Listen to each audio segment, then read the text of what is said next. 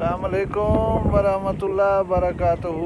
मुमताज़ तारिक वक्री गाल दे नाल हाजिर हैं। क्या हाल है? ठीक हो, खैरियत खुशबाश हो पिया मई दिल रुबा मौसम बहार है। 22 जून मगू याद है जेरे डी मार अल्लाह से कंबल पवा गया। अज 25 जुलाई है। अज मौसम इतनी शानदार है, इतनी प्यारा मौसम है। ठंडी ठंडी हवा है, आसमान को बादल घेरे हुए है, धूप है नहीं। क्या बात है अल्लाह से। यहाँ वीडियो शुरू करें नू पहले चैनल को सब्सक्राइब करके ना। कल जहाँपुर का एक दोस्त लिखी पिया कि मीह बारिश के अगर तुरे सेहन पानी नहीं खड़ता तुम खुश नसीब हो, लेकिन तुम डबल खुश नसीब हो अगर तुरे राह रस्ते तो पानी नहीं खड़ता। मैं हूँ बिरा को अर्ज़ करा कि देहात और देहात रहने वाले किसान जिन्हें को तुसा शहरी माजरत के नाल तसीक के तुमरे जट आख दो तू तो कोई जट ही, ये तो शक्लों ही जट लगते। जट भूत ही सद्या वेंदे हूँ छो देखो, लेकिन वो तुसा कने काफ़ी बेहतर जिंदगी गुजरते। वो बेहतर इन्वायरमेंट रहते, ना सीवरेज की बदबू झिलेंदे, ना वो गंदे पानी गुजारा करेंदे। वंज ना वंज को फिल फौर जरा अच्छा डॉक्टर नहीं मिलता, बाकी फोन ही ऊकने है पिया, बिजली ऊकने है पी। लेकिन ये जरा नेचुरल क्लियर मौसमों को दस्तियाब है, वो अच्छा खीर हासिल कर सकते। ऊकनो सब्जियां ताज़ियां मुयसर हैं, लूण के अलावा ऊकने भेजन हर शह है पी। जट जरा है वो सल्यूट के काबिल है।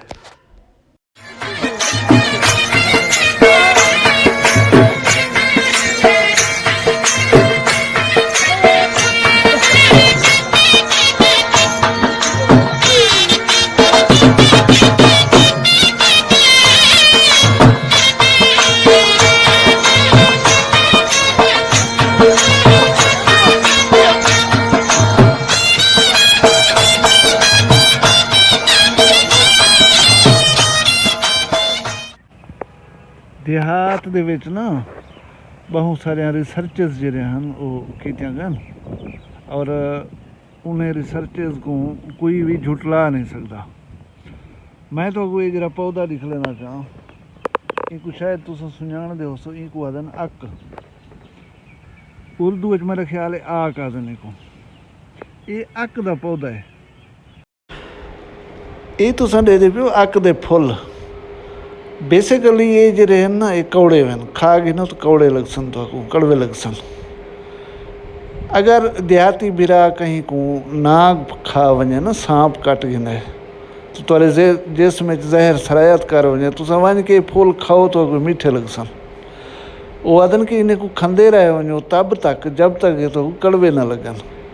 जेरे वेले ये तो कड़वे लगन महसूस थी सन, पीछे समझ गिनो कि जरा जहर नाग दा तुरे जिसम सरायत कर चुका, वो ख़त्म थी चुके और तुसा खतरे कने बाहर आ गयो।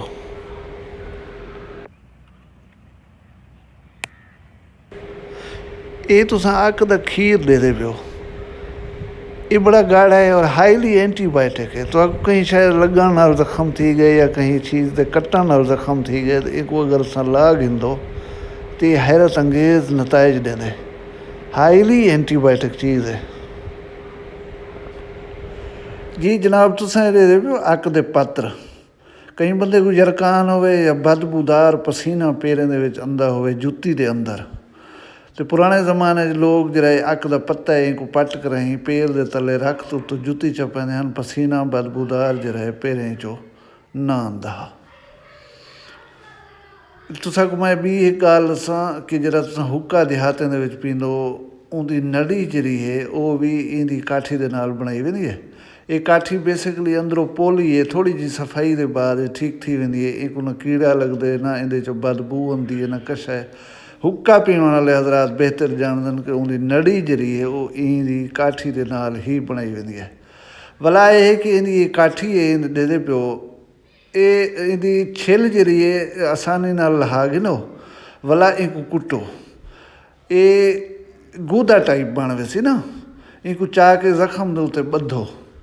ये हाईली एंटीबायोटिक है। पट्टी बाद खड़ा हो तो जिंजा बुरा जख्म होवे, खराब जख्म होवे, ਇਹ ਪਾਣੀ ਦੇ ਵਿੱਚ ਵੀ ਪੁਸੈਂਦੇ ਰਹੋ। ਹਾਲਾਂਕਿ ਆਖਿਆ ਹੁੰਦਾ ਜ਼ਖਮ को ਪਾਣੀ ਕਨੇ ਬਚਾਓ, ਇਹਦੇ ਉੱਤੇ ਹਿਦਾਇਤ ਕੀਤੀ ਹੁੰਦੀ ਕਿ ਪਾਣੀ 'ਚ ਪੁਸਾਓ।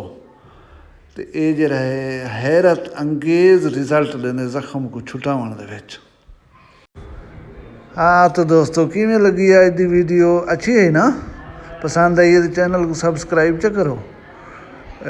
ऐसे वीडियो बना तो थोड़ी खिदमत पेश करें रसूँ। अल्लाह आसानियाँ नसीब करे, आसानियाँ खल के खुदा बनने तौफीक देवे। इजाज़त दो, अल्लाह हाफिज़।